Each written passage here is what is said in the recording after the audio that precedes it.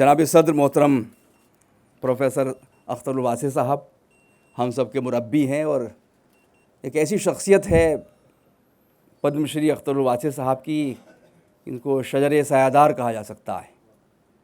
और इनसे मिलिए, इनसे बातें करिए तो न थकन का एहसास होता है, न तेज़ धूप का एहसास होता है। और हमेशा हर किस्म के जलसे जो हमारी तहज़ीब से कहीं ना कहीं वाबस्ता हैं, उनकी सदारत मुंतज़मीन की कोशिश ये होती है कि उन्हीं से कराई जाए। तो अक्सर ये ख़ुद प्रोफेसर अख्तर वासी साहब एक जुमला कहा करते हैं किसी बड़ी शख्सियत के बारे में, ये बहुत नागुज़ीर शख्सियात हैं, कि इनकी हैसियत वही है जो कंपलसरी सब्जेक्ट की होती है। तो आज ये जुमला मैं आप ही को दोहरा रहा हूँ कि हमारी अदबी और तहज़ीबी महफ़िलों में आप लाज़मी मज़मून है, हमारे लिए इख्तियारी मज़मून नहीं है। बहुत खुशी होती है आप मौजूद होते हैं। तो हमारे आज के जो मेहमान ख़ुसूसी हैं मोहतरम अज़ीम अख्तर साहब।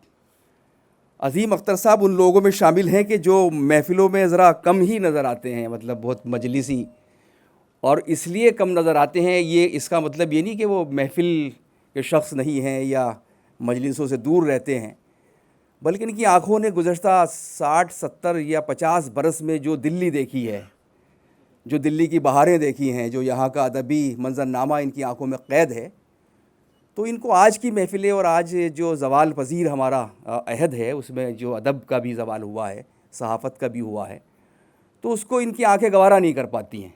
इनकी शख्सियत उसको मंजूर करती है तो ज़रा दूर रहते हैं। लेकिन जहाँ अच्छी महफ़िल होती है और इनको मोहब्बत से याद किया जाता है तो ये तशरीफ़ लाते हैं।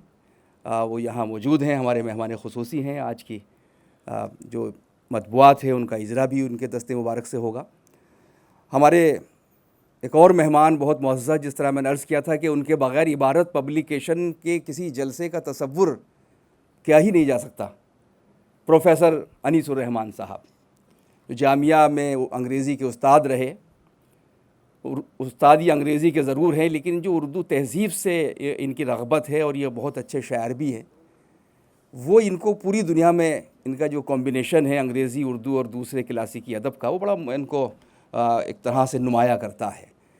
और अदील ज़ैदी साहब से, जो अदील ज़ैदी साहब के ताल्लुक़ जिन लोगों से हैं दिल्ली में, मम्मा बैठे हैं यहाँ पर, वो वाकिफ़ हैं कि उसमें अख्तर वासी साहब के बाद हमारे अनीसुर रहमान साहब भी उसमें शामिल हैं और अखलाक आहान साहब भी शामिल हैं, अतर फ़ारूक़ी साहब भी हैं।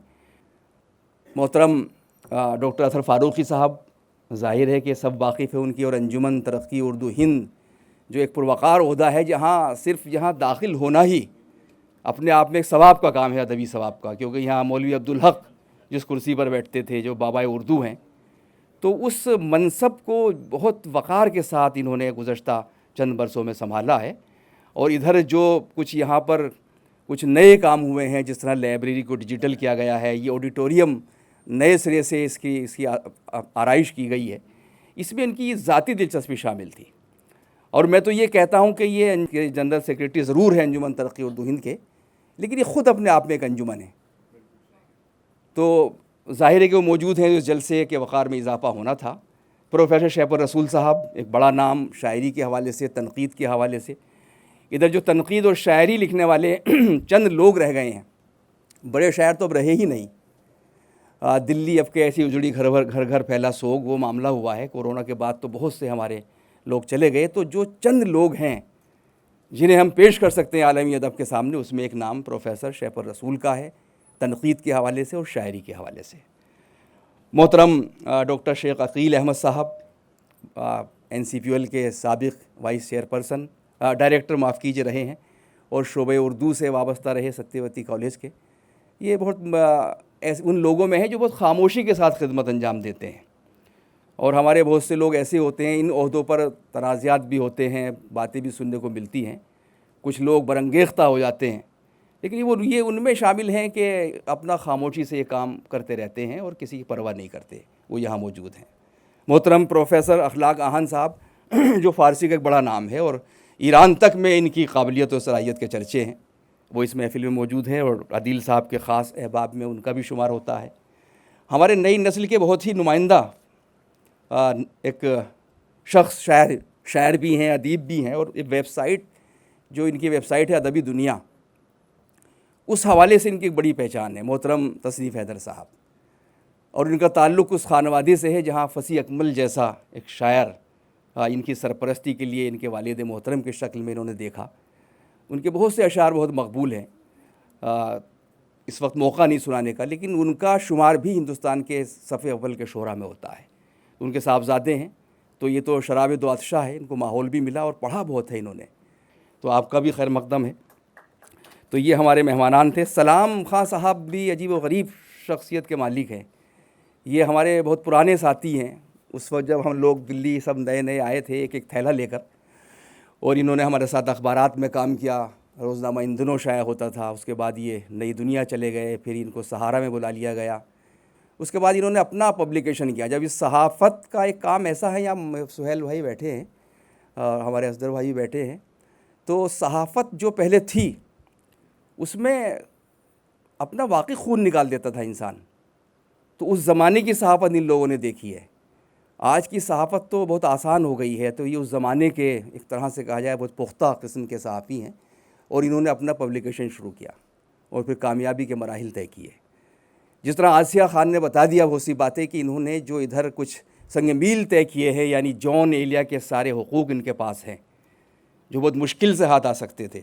جون کا جو غیر مطبوعہ کلام تھا، کیوں کے نام سے شائع ہوا، ریختہ میں اس کا اجرا ہوا تھا جاوید اختر کے ہاتھوں، تو وہ سلام بھائی نے شائع کیا، اور وہ کلام تھا جو غیر مطبوعہ تھا۔ اس کے علاوہ اور بھی کلام ہیں ان کی کتابیں ہیں، نادم ندیم کام کر رہے ہیں اس پر، فرنود ان کی کتاب آنے والی ہے، شاید پر بھی کام ہوا ہے، کچھ میری خدمات بھی حاصل رہتی ہیں ان کتابوں میں نے کیوں کا کام بھی کیا، شاید کا بھی کیا، اور شاید کچھ اور کتابوں کا بھی کیا ہوگا۔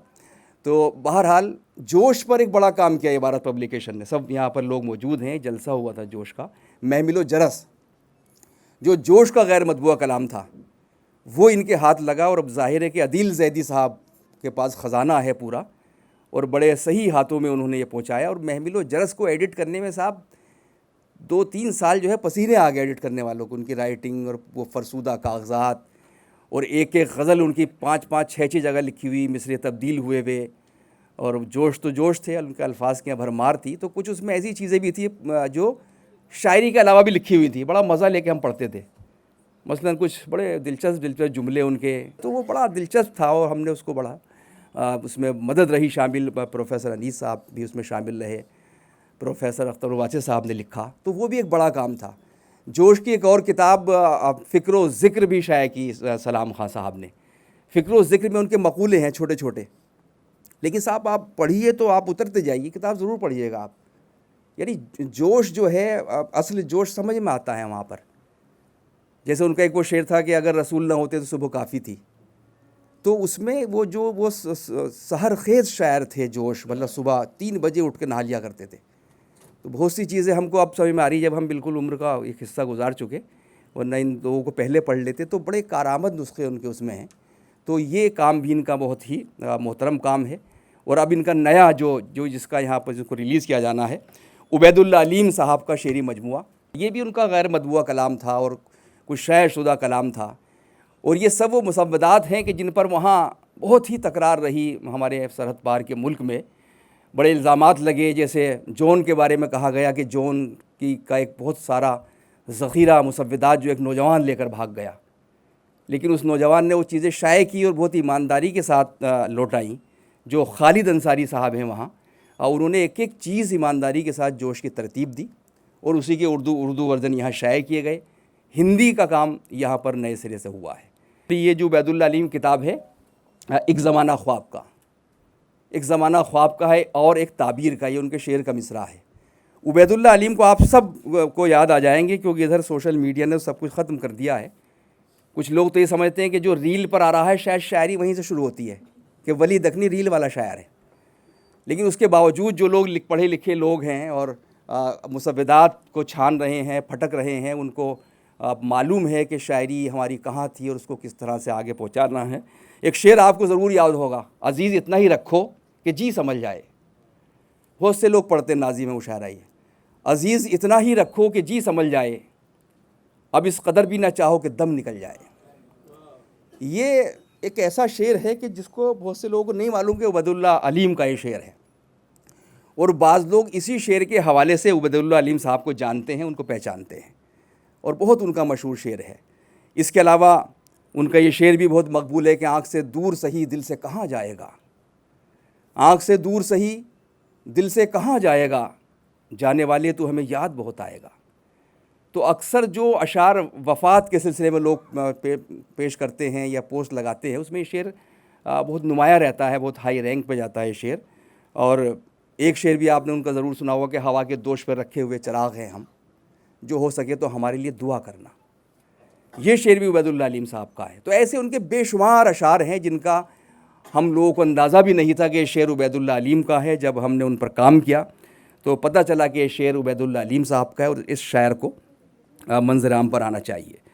میں یہ کس کے نام لکھوں جو علم گزر رہے ہیں، میں یہ کس کے نام لکھوں جو علم گزر رہے ہیں، میرے شہر جل رہے ہیں، میرے لوگ مر رہے ہیں۔ پورا عالمی منظرنامہ ہے اس شعر کے اندر، جیسا آپ دیکھ سکتے ہیں۔ اور ہندوستان دیکھیے، کوئی اور تو نہیں ہے پس خنجر آزمائی، کوئی اور تو نہیں ہے پس خنجر آزمائی، ہم ہی قتل ہو رہے ہیں، ہم ہی قتل کر رہے ہیں۔ تو یہ وہ شاعری ہے کہ جو ہر عہد میں عبیداللہ علیم صاحب کی جو ہے ہمارے ساتھ آ کر کھڑی ہو جاتی ہے، ہمارا ساتھ دیتی ہے۔ سخن میں سہل نہیں جان نکال کر رکھنا، سخن میں سہل نہیں جان نکال کر رکھنا، یہ زندگی ہے ہماری سنبھال کر رکھنا۔ خورشید مثال شخص کل شام مٹی کے سپرد کر دیا گیا ہے۔ اور یہ ان کی نظم، کچھ دن تو بسو میری آنکھوں میں، پھر خواب اگر ہو جاؤ تو کیا۔ تو یہ تو وہ شعر تھے جو مجھے سامنے سے یاد ہے، ورنہ ایسے بے شمار اشعار ان کے ہیں عبیداللہ علیم کے، اور پوری غزلیں ان کی بہت مشہور ہے۔ تو کیا ایسے شاعر کو منظر عام پر نہیں لایا جانا چاہیے تھا؟ یقیناً لایا جانا چاہیے تھا، اور یہ کام عبارت پبلیکیشن نے کیا۔ ایک اس کے پیچھے جو بتایا آسیہ خان نے کہ عدیل زیدی صاحب، ان کا تعلق ہمارے وطن سے ہی ہے، اور میرے تو بالکل وطن سے، ضلع بجنور سے ان کا تعلق ہے۔ میمن سادات ایک جگہ ہے وہاں، جو عزاداری کے لیے بھی بہت مشہور ہے، سلیم بھائی جانتے ہیں یا عباس بھائی بیٹھے ہیں، تو وہاں کی عزاداری بہت مشہور ہے، جو لکھنوی طرز کی عزاداری ہے، وہاں سے ان کا تعلق ہے۔ ان کے والد محترم سید اختر رضا زیدی، جو پروفیسر تھے تاریخ کے، وہ پاکستان چلے گئے تھے، لیکن ان کا دل نہیں لگا وہاں پر، اور اس کے بعد وہ جب ریٹائرڈ ہوئے تو وہ میمن کو دیکھنے کے لیے بےتاب ہو گئے، جون ایلیا کی طرح۔ وہ بھی جب امروہہ آتے تھے تو لیٹ جاتے تھے زمین پر۔ تو وہ جب آئے یہاں پر پروفیسر اختر رضا زیدی صاحب، تو وہ یہیں کی مٹی میں، یہیں کی خاک میں پیوند ہو گئے۔ یہ ان کا وطن سے محبت کا ثبوت تھا۔ ان کے تمام کئی اور ان کے جو بھائی ہیں عدیل زیدی کے، وہ بھی بہت اچھے شاعر ہیں اس میں۔ اور مصطفیٰ زیدی، انہی پتھروں پہ چل کے اگر آ سکو تو آؤ، میرے گھر کے راستے میں کوئی کہکشاں نہیں ہے، یہ ان کے ماموں کا شعر ہے۔ مصطفیٰ زیدی تیغ الہ آبادی کے نام سے لکھتے تھے، ان کا ایک حادثے میں انتقال ہوا تھا۔ تو عدیل زیدی صاحب، میں نے بہت سے لوگ دیکھے ہیں جو وطن سے محبت کرتے ہیں۔ عرفان افتخار عارف کا ایک شعر ہے کہ مٹی کی محبت میں ہم آشفتہ سروں نے وہ قرض اتارے ہیں جو واجب بھی نہیں تھے۔ لیکن میں نے عدیل زیدی کو دیکھا کہ عدیل زیدی نے ان قرضوں کے علاوہ جو واجب نہیں تھے وہ بات کی بات ہے، لیکن جو قرض واجب ہیں، جن کو اپنے اوپر واجب سمجھتے ہیں، وہ قرض بھی اتنے ہوتے ہیں کہ شاید زندگی بھر نہیں اترتے ہیں۔ تو مستقل وہ 5-6 سال 10 سال سے اس اشاعتی سلسلے میں عدیل زیدی صاحب لگے ہوئے ہیں۔ اپنے بھائیوں کی کتابیں چھپوائیں، اپنے دوستوں کی کتابیں چھپواتے ہیں۔ جوش کا مجموعہ چھپوایا انہوں نے، وہاں سب تلاش کر کے بھیجا مسودہ، جو ان کو شائع کیا، ان کو عبیداللہ علیم کو شائع کیا۔ تو ایک بڑا کام ہے ان کا، اور جو بھی ہندوستان سے جاتا ہے اس کی بڑی آبھگت وہ کرتے ہیں، اور اپنے گھر کا سامان دکھاتے ہیں، والدہ کی چوکی دکھاتے ہیں، ان کی جانماز دکھاتے ہیں۔ تو ایسے لوگ کم ہوتے ہیں کہ جو واقعی جذباتی لگاؤ رکھتے ہیں۔ وہ ہندوستان آنا چاہتے ہیں، لیکن حکومتوں کے درمیان بڑے پیچیدہ مسائل ہیں، تو وہ آ نہیں پاتے۔ کبھی عدیل صاحب آئیں گے انشاءاللہ تو آپ سب کے روبرو ایک جلسہ ان کے استقبال میں ہم کریں گے۔ تو یہ میرے چند معروضات تھے آج کے اس جلسے کے حوالے سے، اس پروگرام کے حوالے سے۔ عبیداللہ علیم صاحب کا جو ہندی ورژن ہے وہ میں نے ہی اس کا لپینترن کیا ہے، اور جو یہ کتنے منظر کتاب ہے، یہ عدیل زیدی کا جو شعری مجموعہ ہے قرض جاں، قرض جاں سے گزر رہی ہے حیات، یہ ان کا شعری مجموعہ جو ہے کتنے حصوں میں بٹ رہی ہے حیات۔ تو اس پر جو مضامین آئے تھے، یہ کتاب بھی عبارت پبلیکیشن نے شائع کی، اس پر جو مضامین تھے یا تقاریر تھی مختلف پروگراموں کی، ان کو یکجا کیا گیا ہے، ان کے اس میں مضامین شامل ہیں، اور اس میں ایک بہت خوبصورت انٹرویو ہے جو پروفیسر انیس الرحمان اور عدیل زیدی کے درمیان ہوا، ایک مصاحبہ ہے، وہ آپ باتیں کر رہے ہیں لوگ آپس میں، اور ساتھ ساتھ پروفیسر انیس صاحب نے ان کی غزلیں ہینڈ ٹو ہینڈ اس انٹرویو میں جو ہے وہ ترجمہ کرتے جاتے ہیں۔ یہ بہت ماہر ظاہر ترجمہ نگار ہیں، اور ان کی میں کیا تعریف کر سکتا ہوں۔ تو یہ ایک بڑا خوبی والا اس میں مضمون شامل ہے، جس سے اس کتاب کی وقت میں یقیناً اضافہ ہوا ہے۔ میں یہاں دیکھ رہا ہوں کہ ہمارے اصغر بھائی تشریف فرمائے، ہمارے سینئر ساتھی، آئیے سعدیہ خان بیٹھی ہیں، ہمارے ساتھ اینکرنگ کرتی تھی اور ابھی بھی یہ اینکرنگ ہی کرتی ہیں ایسا لگ رہا ہے، مطلب دیکھ کے ان کو اب بھی لگ رہا ہے کہ جب ٹی وی پہ ہم دیکھ رہے ہیں ان کو ماشاءاللہ۔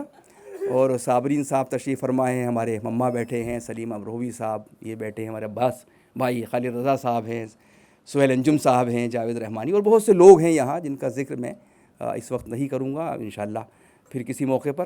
تو بہرحال بہت شکریہ۔ اب میں ڈاکٹر شفیع ایوب صاحب سے گزارش کر رہا ہوں کہ اپنی ذمہ داری آگے کی وہ سنبھال لیں، اور جو میں نے محنت کی اس کا خیال رکھیں ذرا سا کسی موقع پر۔ بہت شکریہ۔